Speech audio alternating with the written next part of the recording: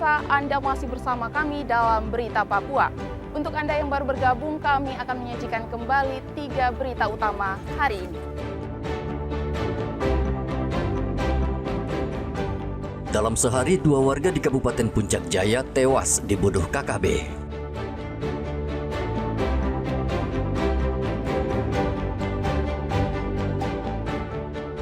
Kabur dari lapas Merauke selama 7 bulan, seorang narapidana diringkus polisi di Kabupaten Jayapura.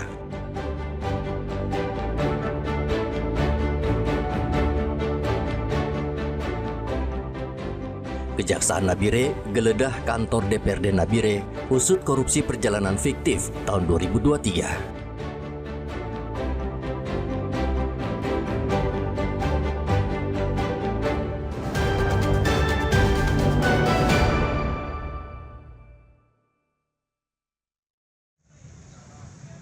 Dinas Kesehatan Provinsi Papua Selatan menyatakan sebagian besar puskesmas di Papua Selatan belum standar pelayanan. Puskesmas belum memenuhi standar karena masih banyak fasilitas yang terbatas. Kepala Dinas Kesehatan Papua Selatan Herlina mengatakan pelayanan puskesmas harus mengikuti 9 ketentuan wajib puskesmas. Di antaranya harus memiliki dokter umum, dokter gigi, dan ahli gizi. Namun kenyataannya sebagian besar puskesmas di Papua Selatan belum memenuhi ketentuan tersebut, khususnya dokter umum dan dokter gigi. Ketenagaan ya yang memang harus ada di puskesmas, yaitu dokter umum, dokter gigi, kemudian ada perawat, ada bidan, ada sanitarian, ada gizi, kemudian ada lingkungan ya, ada 9 jenis ketenagaan yang harus ada.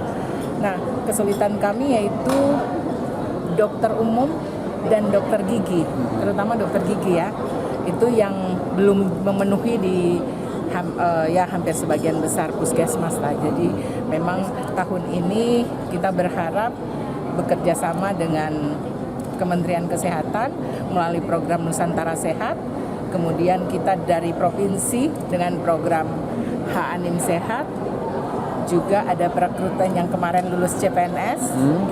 Kita berharap bisa diperbantukan nanti di puskesmas-puskesmas yang ada di wilayah cakupan kita Provinsi Papua Selatan.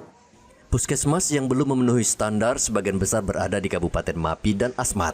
Dinas Kesehatan Papua Selatan tahun ini akan berupaya memenuhi standarisasi dengan merekrut dokter dan tenaga medis. Salah satu kesulitan Dinkes menempatkan dokter di pedalaman karena di pedalaman tidak ada fasilitas yang memadai seperti internet dan listrik. Muhammad Ridwan melaporkan dari Merauke, Papua Selatan.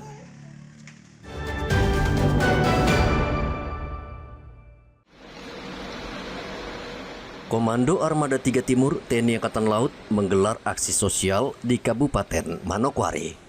Selama 4 hari, ratusan tentara Angkatan Laut akan membersihkan Pulau Lemon dari sampah. Perairan Pulau Lemon memang sangat kotor, padahal wilayah ini menjadi kawasan wisata Kabupaten Manokwari. Pembersihan di Pulau Lemon, karena kita melihat memang sampah cukup banyak.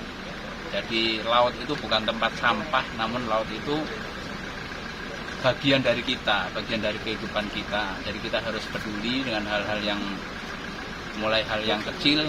Jadi kami besok melaksanakan pembersihan bukan berarti kami mampu menyelesaikan pembersihan itu, namun kami hanya memberikan contoh kepada masyarakat agar masyarakat sadar.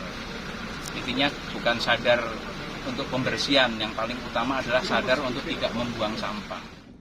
Wakil Bupati Manokwari menyambut baik aksi tentara dan akan membuat peraturan daerah tentang sampah. Sampah ini muncul dari sebuah sangat dan bersih. Jadi perhatian kami nanti sekaligus bersama juga dengan TNI. Salah satu yang akan dilakukan kerja sosial ini juga yang sama. Kalau di tempat lain ada kegiatan udara dan kegiatan di darat, selatan juga ada obatan. Tapi Manokwari sudah cukup, ada rumah sakit, ada TNI ada, polisi ada, yang kita punya pusat polisi di tempat itu ada. Kegiatan itu juga diadakan di sini, sehingga fokus di laut, kebersihan laut dan juga Lemon. Nah, untuk sampah, jadi perhatian kami juga untuk nanti ke depan harus lebih serius lagi tentang sampah yang sedang kita. Pemerintah Kabupaten Manokwari sudah berulang kali melarang warga membuang sampah ke laut, namun masih saja banyak yang bandel. Mengatasi bandelnya warga, perda sampah akan dibuat, sehingga sanksi tegas mengancam pelaku pembuang sampah sembarangan. Edi melaporkan dari Manokwari, Papua Barat. Pemirsa, informasi tadi sekaligus mengakhiri jumpa kita dalam Berita Papua. Saya Graciela Taime, mewakili seluruh tim redaksi yang bertugas menyampaikan terima kasih. Selamat beraktivitas, sampai jumpa. Wanyambe.